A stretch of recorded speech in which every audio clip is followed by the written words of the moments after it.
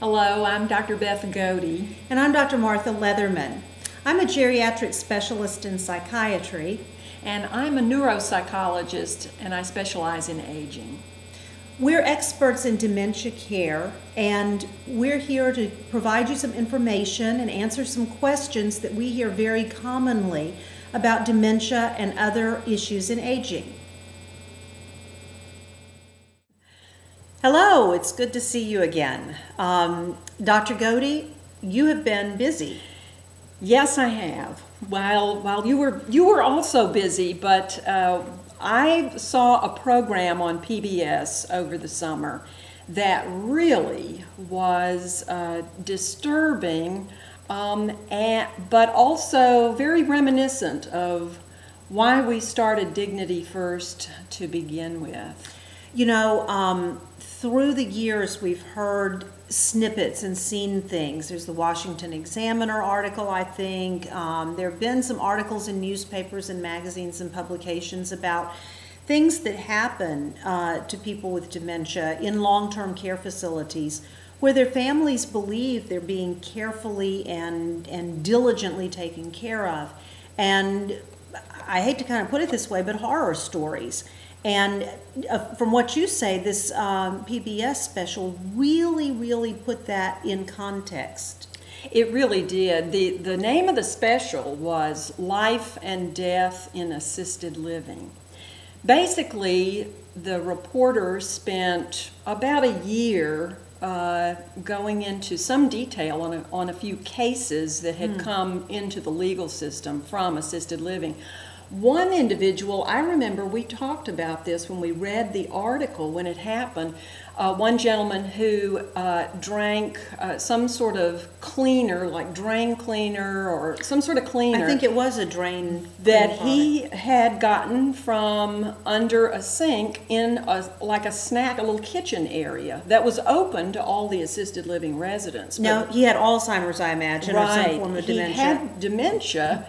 And those chemicals were not locked up, and of course he goes to the snack area where there's a refrigerator and he's looking for something to drink, and he finds that. And because of his dementia, of course, he couldn't tell really what it was. It was liquid to him, and he died. And his family sued the company and the assisted living facility. And so the program on PBS goes into great detail about issues in assisted living. Primarily it was about Emeritus, which is a company that owns many of these long-term residential care facilities, assisted living. All over the country. They're a national all over the country, chain, yes, right? Right. And so the issues that were brought up had to do with the number of staff that are available, the need to have as many of the rooms filled as possible, and the lack of training in specifically dementia care. Now, you know, apparently this program was about Emeritus. I want to say here that when we wrote our book, The Insider's Guide to Dementia Care, we noticed similar problems with every assisted living facility that we encountered, and that was part of the reason for writing the book. So I don't want to really pinpoint one corporation or one company, but to recognize that the need to fill beds, staffing levels, training, all of that is an issue that consumers really have to watch. And one of the things was always so disturbing to us was that when we would go to a facility to see a patient or resident, there were always a number of marketing experts available. There were not often quite the concentration of caregivers, and it just kind of shows you the business realities. They need the marketers, they need to bring people into the facility.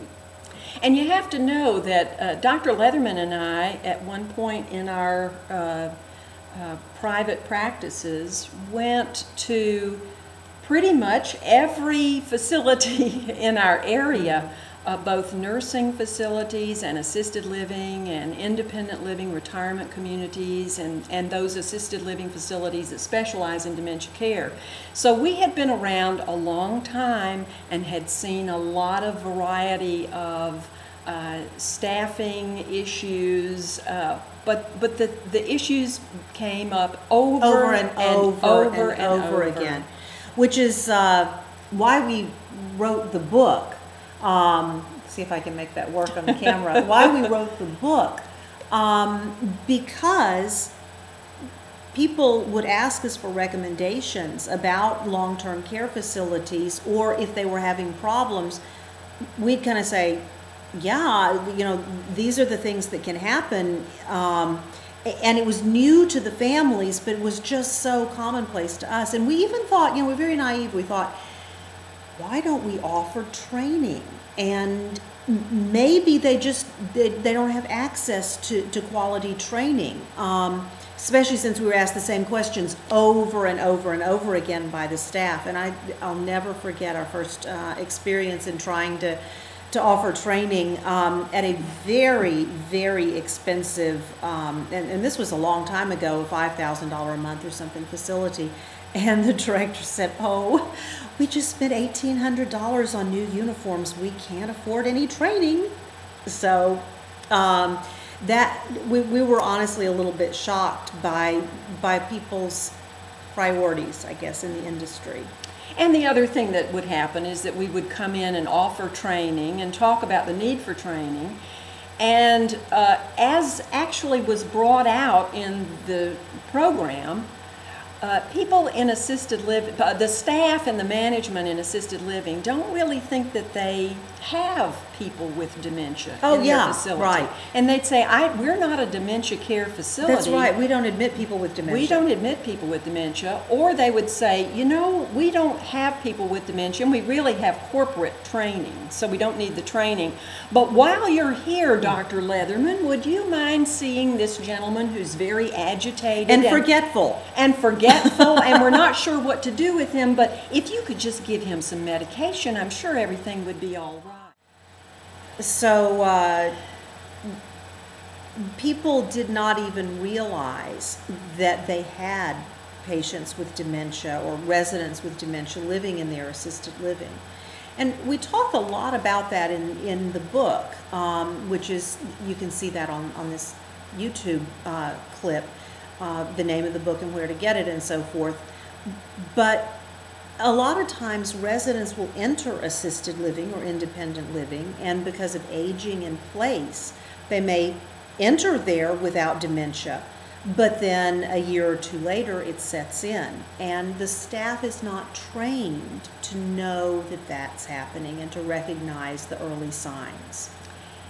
And I would recommend that you watch the PBS show. You can do that online at this point. I'm sure they'll be repeating it. But also, in order to get even more information, please take a look at our book as well, because you'll get even more detail, including things like a dog groomer has more training than the people that work in dementia care facilities. Some really surprising information that was not included in the show.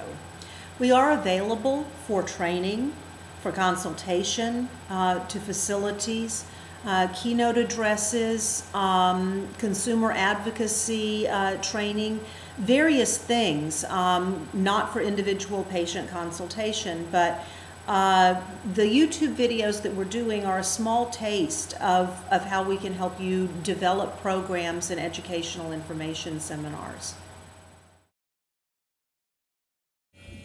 For more answers to questions like these, our book, The Insider's Guide to Dementia Care, is available at Amazon.com.